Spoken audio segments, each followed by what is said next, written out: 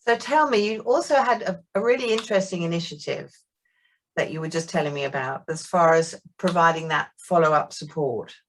Yeah, so, with everybody working from home, we couldn't do floor support like we were used to doing floor support, right? We'd have a checklist, we'd walk around the floors and check on everybody, Yeah, sure. make sure things were going well.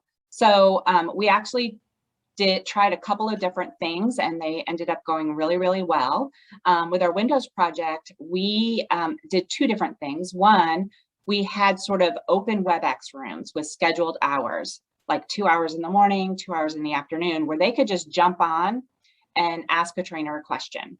And sometimes you get multiple people in the room and they could listen to each other, or they would just wait patiently, right? They just put themselves on mute and wait till it was their turn, yeah. Just like it would be like, if we had sort of a conference room where people could check in.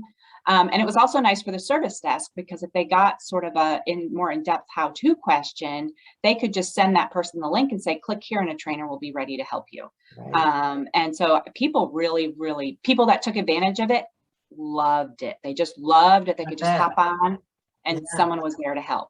The other thing we did was we allowed people to book one-on-one sessions with a trainer, which sounds like it might be really, really hard to manage, but we leveraged Microsoft's booking app, which allowed us to put all of the people that were able to do one-on-one sessions.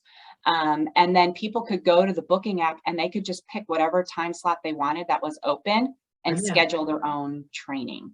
And we just made them, I think we did 30-minute sessions for our rollouts, because usually they would have their list of questions. We also had floor support checklists, just like we would for a real rollout. So when people did schedule those, we would of course let them ask whatever questions they had, but then we had a checklist of things like, did you do this? Did you know this? Is this working for you? Can we check this just to make sure things were going well? And we actually allowed people 2 sessions if they wanted. And so some people did really take advantage of both sessions. And then we did that also for our Net Documents rollout.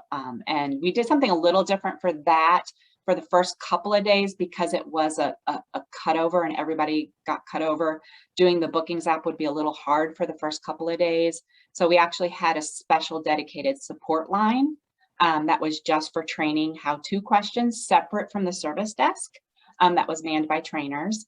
And then we also proactively called people the first couple of days, and with the goal, really first 3 days, with the goal of reaching everybody with a phone call, hopefully in person, or a voicemail if not.